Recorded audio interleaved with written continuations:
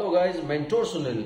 आज हम बात करने वाले हैं कि आप अपने ऑटिस्टिक या एडीएचडी बच्चे को स्कूलिंग कैसे शुरू करवाएं, कब शुरू करवाएं और स्कूल में आपको कौन कौन से इश्यूज फेस करने पड़ सकते हैं। क्योंकि ये रूटीन में लोग मुझे कॉल करते हैं, मैसेज करते हैं, तो मैंने ये सोचा कि आज मैं आपको इसी चीज पर एक वीडियो देता हूं। चैनल को सब्सक्राइब कीजिए, लाइक कीजिए, शेयर कीजिए, पूरी दुनिया में फैला दीजिए। मुझसे बात करने के लिए 8168790299 मेरा मोबाइल नंबर है। +91 इंडिया का ISD कोड लगाना बिल्कुल ना भूलें। अगर आप इंडिया के बाहर से कॉल कर रहे हैं, इंडियन कंसल्टेशन 1000, इंडिया के बाहर से कॉल कर रहे हैं 2000 रुपीज अकाउंट ट्रांसफर देकर आपको मेरा अपॉइंटमेंट इजीली मिल जाता है।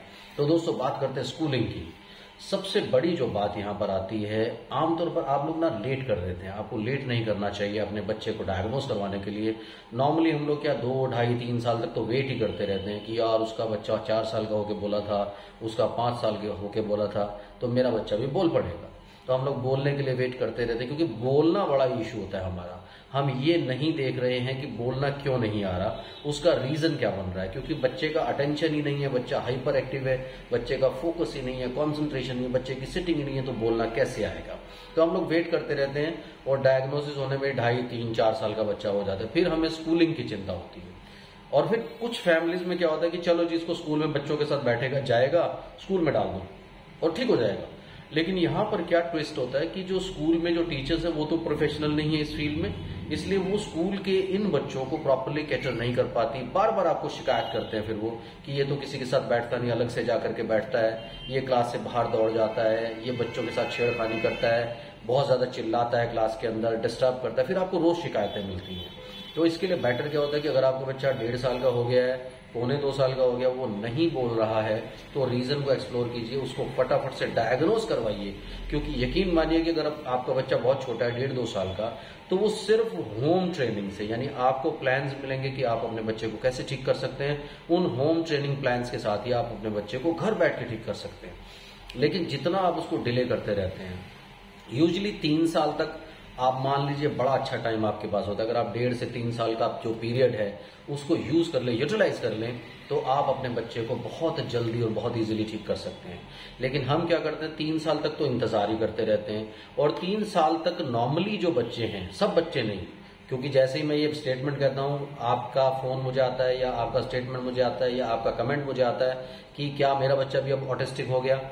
जो भी बच्चे 3 साल क्रॉस कर लेते हैं, उनमें चांसेस बन जाते हैं कि वो ऑटिज्म की तरफ चले जाते हैं। 3 साल के पहले you have a fair chance, तो उसके पहले आप अपने बच्चे को इजीली मैनेज कर सकते हैं। इसलिए 3 साल के पहले आपको क्या करना है, आपको अपने बच्चों को स्कूल में रश नहीं करना है। क्योंकि आपके मन में टेंशन शुरू हो जाती है कि दूसरे बच्चों से पीछे रह जाए। पीछे तो वो रह ही गया ना, तो पीछे रह जाएगा। मैं उसको स्कूल में भेजूंगी या स्कूल में भेजूंगा तो वो टाइम से जाकर के बच्चों के साथ पेस बनाएगा, बच्चों के साथ बैठ करके ठीक हो जाएगा, ऐसा कुछ नहीं होगा।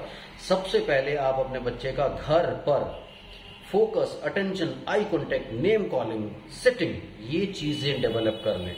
ये चीजें प्री रिक्विजिट होती है स्कूल में जाने के लिए। आपके बच्चे में ये सब चीजें नहीं है, आप उसको स्कूल में डाल भी दीजिए, वेस्ट हो जाएगा सब कुछ, आपका एफर्ट वेस्ट हो जाएगा। आप जो वहां पर पैसा देंगे, जो टाइम वेस्ट करेंगे, वो सारी की सारी चीजें वेस्ट हो जाएंगी। तो पहले आप ये सब चीजें डेवलप कर लें घर पर बैठ करके, उसके बाद स्कूल के बारे में सोचें। स्कूल 1 साल, 2 साल, 3 साल लेट भी हो जाएगा तो कोई फर्क नहीं पड़ेगा, क्योंकि बच्चा बाद में जाकर के पेस बना लेगा। लेकिन अगर बच्चा स्कूल में जाता है और आपका थेरेपी का टाइम वेस्ट हो जाता है, जिसमें बच्चा आपका नॉर्मल हो सकता था, तो आप ये समझिए कि वो टाइम आपको वापस कोई नहीं दे पाएगा। इसलिए स्कूल में भेजने से पहले आप ये सारी चीजें डेवलप कर लें। उसके बाद स्कूल में पहले आप नॉर्मली अपने बच्चे को भेज दीजिए, बाद में टीचर्स की या स्कूल की जो भी अथॉरिटीज है उनकी फीडबैक चेक कर लीजिए। उनकी फीडबैक जो आपको मिलती है, उस फीडबैक के बेसिस पे आप आगे थेरेपी के बारे में सोचें कि स्कूल के अलावा आप कैसे उसको थेरेपी ज्वाइन करवा सकते हैं।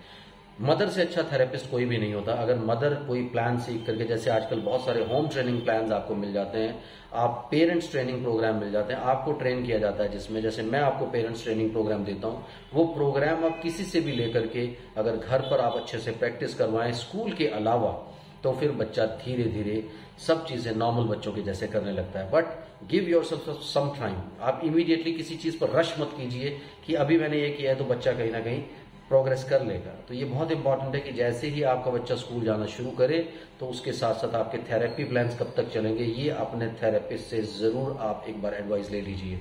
क्योंकि खाली स्कूलिंग से भी चीजें नहीं होंगी, बट स्कूल जाने से पहले जैसे मैंने आपको वीडियो के स्टार्ट में बताया कि आपको कुछ चीजें डेवलप करना बहुत जरूरी है, वो डेवलप करने के बाद ही आप बच्चे को स्कूल भेजें, उससे आपको बेस्ट रिजल्ट्स मिलेंगे। उसके बाद भी आपको कोई प्रॉब्लम आती है, आप मुझे कभी भी कॉल कर सकते हैं, व्हाट्सएप कर सकते हैं, आपको एक कंप्लीट कंसल्टेशन इस बारे में मिल जाएगा। Thank you very much, bye bye.